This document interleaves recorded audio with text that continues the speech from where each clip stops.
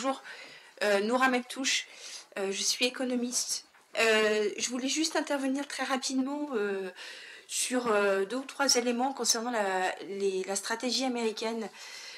Lors du séminaire sur la coopération atlantique qui s'est tenu du 17 au 20 juillet 2023 et qui regroupait différents think tanks, dont Africa Center for Strategic Studies, et en fait les minutes du séminaire sont sur internet.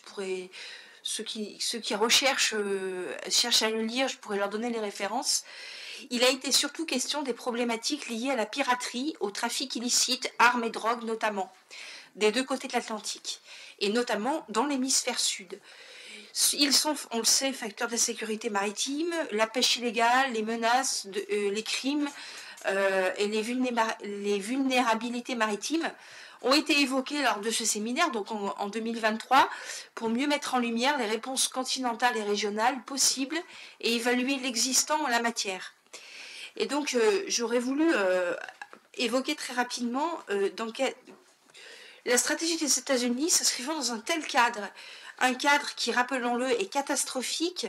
On sait que les États africains et d'Amérique du Sud sont très fortement menacés par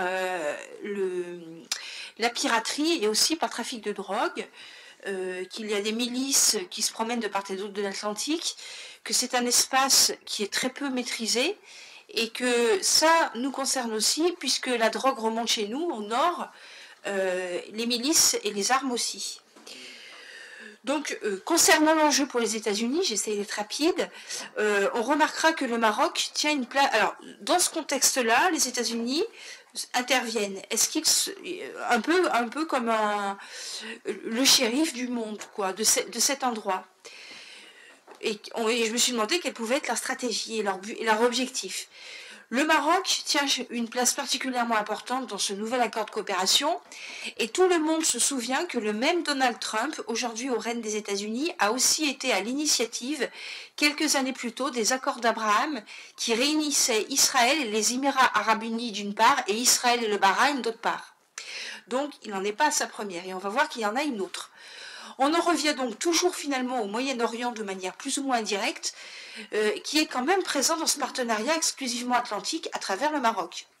Finalement, celui-ci, le Maroc, ne serait-il pas devenu un État pivot dans la politique d'influence des États-Unis?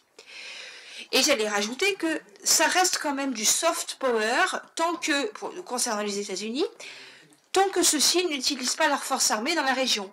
On peut donc considérer que la stratégie dont il est question ici reste quelque chose d'incitatif.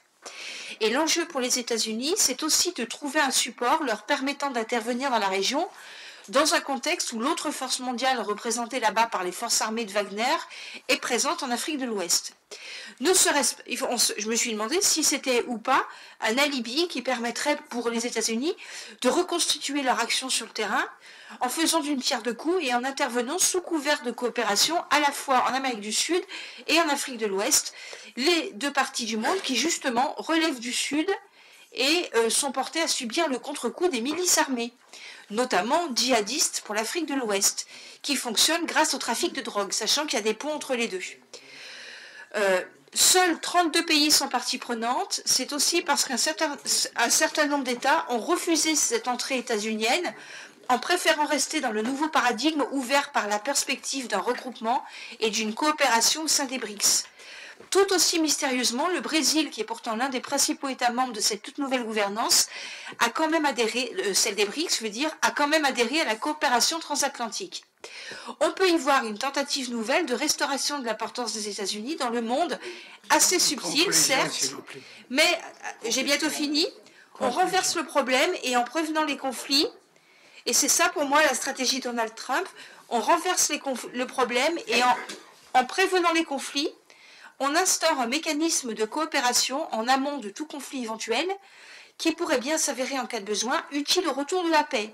Merci beaucoup. Et j'allais rajouter, on a oublié que Donald Trump est quand même à l'initiative d'accords de paix en 2019. Il avait présenté un plan de paix pour la Palestine lors de son premier mandat en 2019. Je ne sais pas si vous vous en souvenez, qui paraissait peut-être plus ou moins maladroit, mais on est en droit de se demander quelque part, les États-Unis ne seraient pas en train de lancer un nouveau paradigme fondé sur la paix et la coopération. Merci beaucoup.